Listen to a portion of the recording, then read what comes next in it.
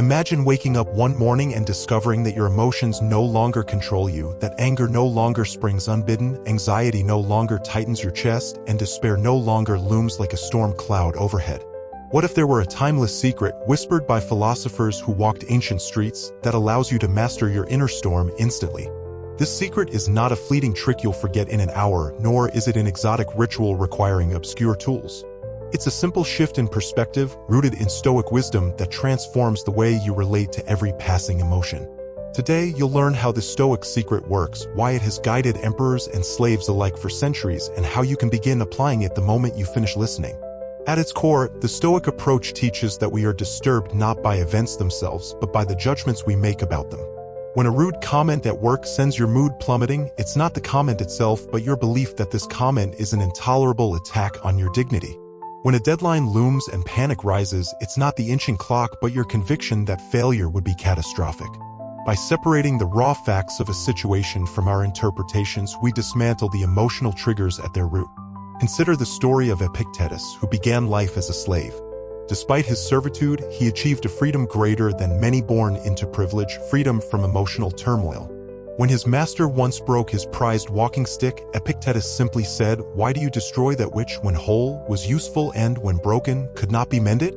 In that moment, he revealed that the stick had no power over him, only his beliefs did. If you can recognize that the world's events are neutral and that your judgments give them emotional weight, you reclaim control. The first step in applying this secret is to practice a swift mental reframe the instant you notice a strong emotion. When anger flares, pause and ask yourself, what belief about this situation is fueling my anger? Often, you'll discover that beneath the heat lies an expectation, perhaps that others should treat you with flawless respect. Recognizing that this is a choice you've made frees you to choose a different belief, that people are fallible and their mistakes need not wound you. Imagine you're driving to an important meeting and someone cuts you off. Your heart pounds, your hands grip the wheel, and you feel the surge of fury. In that exact moment, mentally step back and observe. You are witnessing a driver's poor judgment, not a personal attack. The cutoff is simply an event. Your judgment makes it an outrage. Now reframe, this driver is in a hurry just like me. Their mistake doesn't define me or my day. Instantly, the heat rush subsides and you regain calm. Another powerful tool is negative visualization, voluntarily imagining loss or hardship so that shock and suffering lose their sting. If you regularly rehearse the worst-case scenario, such as losing your job, a friendship ending, or a health crisis, you build emotional resilience. When challenges arise, they feel less like unpredictable disasters and more like reunions with familiar adversaries you've already met in your mind. By pre-experiencing loss, you immunize yourself against the raw panic that typically follows unexpected setbacks. Take the example of a writer facing rejection letters. By envisioning the pain of receiving multiple rejections, the writer finds that real-life rejection stings far less sharply. They approach the next submission with steadiness rather than dread, knowing they have mentally braved these very letters already. This practice doesn't make you pessimistic, it arms you with the certainty that you can endure adversity. The second key lies in recognizing what lies within your control and what doesn't, a Stoic principle often summarized as the dichotomy of control. Your thoughts, judgments, and actions are yours to govern. Everything else, from weather to stock prices to other people's opinions, is beyond your dominion. Emotional mastery begins the instant you focus exclusively on what you can control, your responses, and relinquish worry over what you cannot. Picture a concert you eagerly anticipate, only to arrive and learn it's been canceled due to rain. You might feel frustration, sorrow, and even anger. But consider your control. You can't change the weather, the venue's decision, or anyone's schedule. You can only choose your reaction. You might lament the lost experience, or you might decide to seize the day, invite friends for coffee, or revisit a favorite book. By choosing the latter, you turn disappointment into opportunity. A modern real-world illustration comes from top athletes who must navigate countless variables, injury, weather conditions, opponents' strategies, none of which they fully command. Their performance hinges on mastering their own mental terrain, controlling focus, effort, and attitude. When a tennis player's serve falters in the first set, they don't rail against the umpire or the wind, they recalibrate their breath, refocus on the ball toss, and play the next point with renewed intent. Their emotional mastery is what wins championships. The third principle is self-distancing, treating your experiences as if they belong to someone else. When a wave of panic or self-doubt rises, imagine you are a wise mentor advising a friend. Speak internally in the second or third person, "You're doing fine. Everyone faces hard days. This shift in perspective reduces emotional intensity because you're no longer deeply immersed in the first-person turmoil. You become an observer offering counsel. Research in psychology calls this self-distancing and shows it reduces emotional reactivity and rumination. When Jane, a marketing manager, caught herself stewing over a critique from her boss, she tried speaking as if talking to her best friend. "You know you did your best." Growth comes from feedback. Immediately, her tension eased and her mind opened to consider genuinely constructive elements of the critique rather than spinning into negativity. By combining swift reframing, acceptance of the dichotomy of control, and self-distancing, you create an instant emotional reset button. But to lock in these practices, daily reflection is key. At day's end, review moments of emotional upheaval. Ask yourself, where did I judge events too harshly? Where did I focus on the uncontrollable? How might I reframe next time? With this gentle evening ritual, you cultivate the mental muscle memory that triggers your Stoic secret automatically before an emotion ever has a chance to rage. Now, with these tools in hand, swift mental reframes, negative visualization, focus on control, and self-distancing, consider how your life changes. Angry outbursts give way to calm curiosity. Anxiety about the future becomes constructive planning. Disappointment transforms into curiosity. What next adventure awaits? In the next section, we'll explore 2 more advanced Stoic techniques and how to weave them seamlessly into the tapestry of your daily routine, ensuring that mastering your emotions becomes as natural as breathing. Next, turn your attention to the practice of voluntary discomfort, not to make life miserable, but to build an inner reservoir of strength that you can draw on when true adversity strikes. Each week, choose a small challenge, take a cold shower, skip a meal, spend a day without checking social media or email.